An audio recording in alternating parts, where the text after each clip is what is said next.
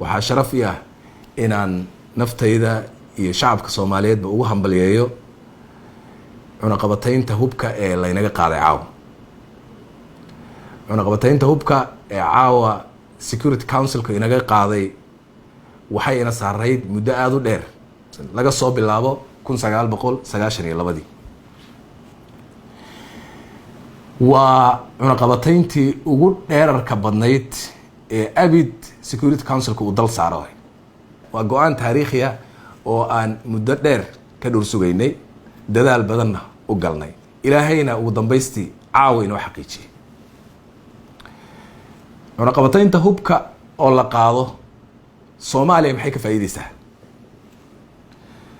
waxaan ka faa'iideynaa, waxaan fursad u helaynaa inaan si casri ah u qalabayno ciidankeena, ayada oo aynaan caqabad kala kulmaynin, ayada oo aan laynoo kala xulaynin hubka ee nooca aan hubka doonno aan ku qalabaynayno ciidankeena.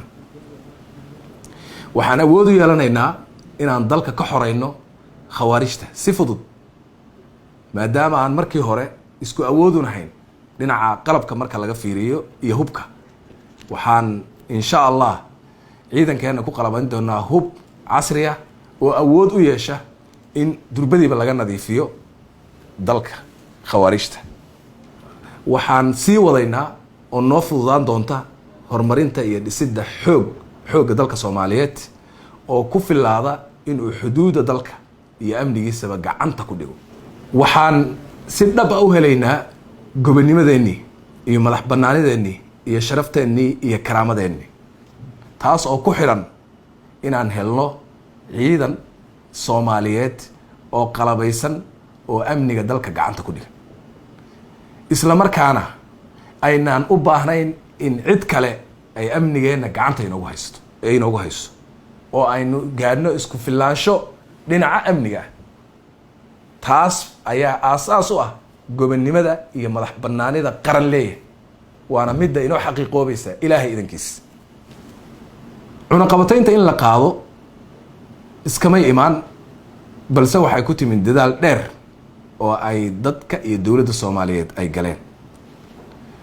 dowladda waxaa la hordhigay shuruudo badan oo aad u adag, taas oo ilaahay mahadiis aan awood u yeelanay inaan buuxino dhammaan shuruudihii caalamku naga rabay, taasoo keentay in nala aamino, isla markaana lagu qanco in dowladda Soomaaliyeed maanta laga qaado cunaqabataynta hubka. waxaan rabaa inaan halkan uga mahadceliyo Security Council-ka iyo dhammaan xubnaha ka tirsan Security Council-ka. waxaan leeyahay waad mahadsantihiin. waxaan rabaa inaan shacabka Soomaaliyeed u sheego oo la wadaago sanadkan dhammaaday ee 2023 wuxuu la dhammaan doonaa guulo waaweyn oo dadka Soomaaliyeed u xaqiiqoobay, gaar ahaan bishan aan inaga dhammaatay ee 11aad iyo bishan ugu dambaysa sanadka.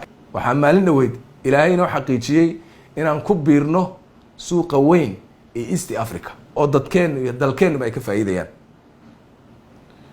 dadaal dheer oon u galay kadib waxaan maalin dhow aan ayadana u dabaaldegi doonaa dayn cafiskii oo ah in 5 bilyan oo dollar oo dayn ah oo culays ah oo dalkan saarnaa laynaga cafin doono, aynu u dabaaldegi doono, caalamkana aan u furmi doono dhaqaale ahaan.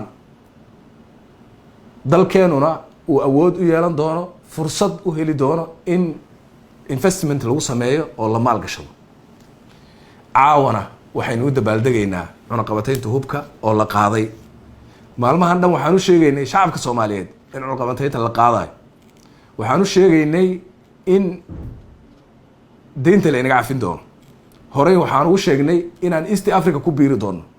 waa 3 hadaf oo waaweyn oo inoo xaqiiqoobay oo dalkan tusinaysa inuu soo laabtay, oo karaamadiisii iyo sharaftiisii uu la soo laabtay. waxa u dhimanna insha Allah ujeedooyinkan waaweyn ee la xaqiijiyay ay dhamaystiri doonaan. waxa inoo dhiman oo dhan waan xaqiijin doonaa. Soomaaliya waxaan leeyahay guul ayaan u rajaynayaa. ciidamadeena qalabka sida guul ayaan u rajaynayaa shacabka Soomaaliyeed mar kale guul baan u rajaynayaa hambalya ayaan leeyahay waana faraxsanahay shacabka Soomaaliyeedna xaq waxay u leeyihiin caawa inay dabaaldegaan iyo inay farxaan intaba waa maasantii. Assalaamu calaykum.